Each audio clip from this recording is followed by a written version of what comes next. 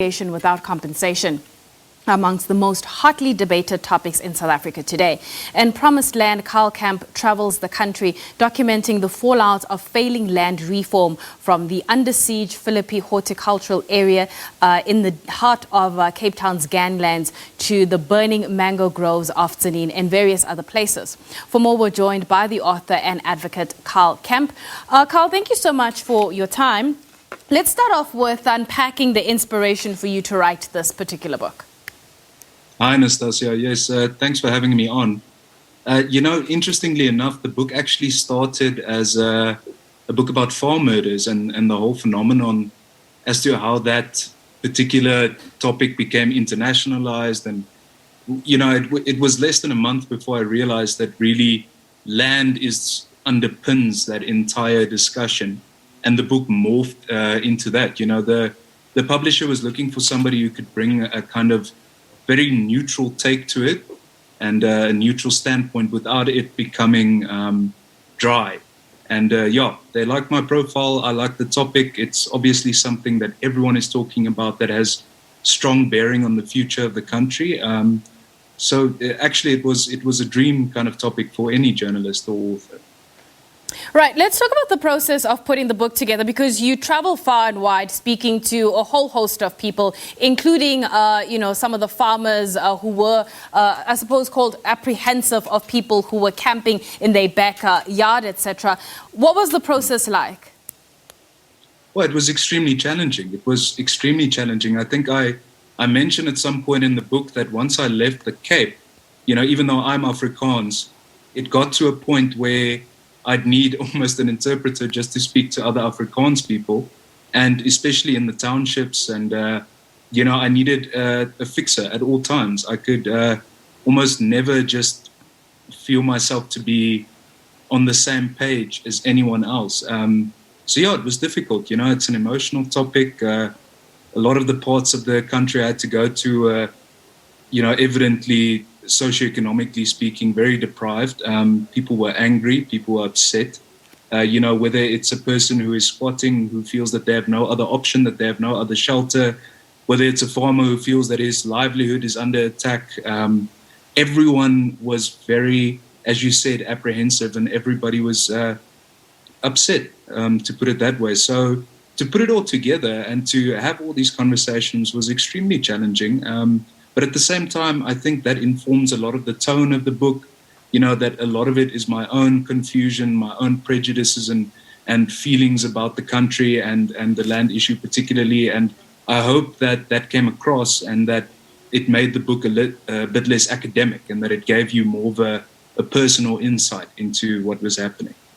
A couple of years ago, we had the HighLevel panel report on land reform in South Africa. How significant was that report in, I suppose, laying out bare what is really happening on the land side? Yeah, extremely.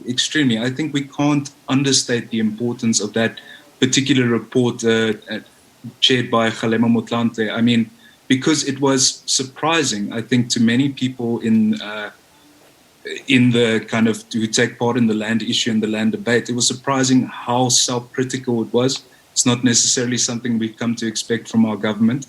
And it was really cutting. It was an indictment of everything that has gone on in our land reform program since '94. And I think it went on to inform a lot of the policy discussion that happened pursuant to it. But, really, it was just almost unprecedented to have an official government-sanctioned report say in a quite frank manner, land reform has failed. These are the issues. We've been hamstrung by corruption. We've been hamstrung from the inside. It's been a mess. And, to be honest, I don't think necessarily that the new policy or the new expropriation bill and the proposed amendment to the Constitution has really taken effective note of exactly what the high-level panel report said. But it's been influential in allowing people to speak more openly and critically about the process as a whole. I definitely think we've seen that. In terms of solving this crisis that we have on our hands, is it from a policy perspective? I mean, people want to have a place to live. They want to own property, even though we have that corruption side. How do we solve some of these issues? I mean, are there any low-hanging fruits that we could tackle right now? Nastasia, I have to be honest with you. I've been asked that question a lot recently during the publicity campaign for the book. And my answer, unfortunately, has to be the same for you that it is to everyone else. I have no idea. This is one of the most complex and sensitive issues the country is facing. There are no rapid-fire solutions, especially not expropriation without compensation, in my personal opinion. I think that's the absolute wrong way to go about it.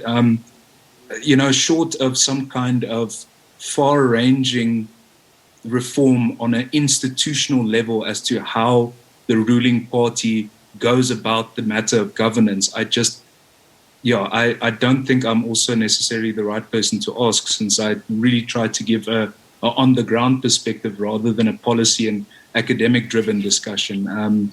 But I will say that it seems almost impossible. And in my opinion, I definitely don't think EWC is the way forward.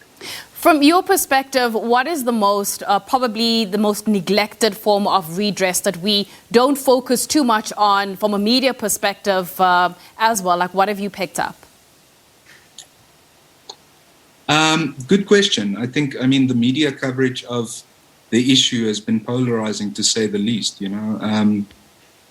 I think one thing that could get a bit more attention, and it does tend to pop up in the news every now and then, but there's never really a sustained focus on it and a following up, is the question of the restitution claims, which I think are often the most emotional, but have the least impact in terms of actually addressing the problem robustly and heading towards a sustainable solution. Some of these restitution claims take 2 decades to finalize, and in the end, they help maybe 100 people. I mean, some of the largest land claims naturally have been a lot bigger than that, but it's an extreme drain on resources. The processes behind them are extremely inefficient and subject or vulnerable to corruption. And we do get stories about them in the media sometimes, but I think that's perhaps one of the least well understood aspects, if that makes sense. Before I let you go, what do you hope that people will get out of this book? Well, first and foremost, I hope they'll be entertained, to be quite honest. With the economy being what it is, I understand it's extremely difficult to find 200 to 300 Rand just to splash on a book. So firstly, I hope they won't feel they've wasted their time and they were bored reading it. Secondly, if somebody comes away with a deeper appreciation of the issues involved in the land question, and also that they don't feel that I've preached to them in any shape or form, that I've told them this is how you should feel or this is what you should do, then I'll be extremely happy with that, if that's what people walk away from it with. All right, Karl, let's leave it there. Thank you so much for your time. That is Karl Kemp talking to us about his new book titled Promised Land, Exploring South Africa's Land Conflict. That's it from me. Your weather details are up next with important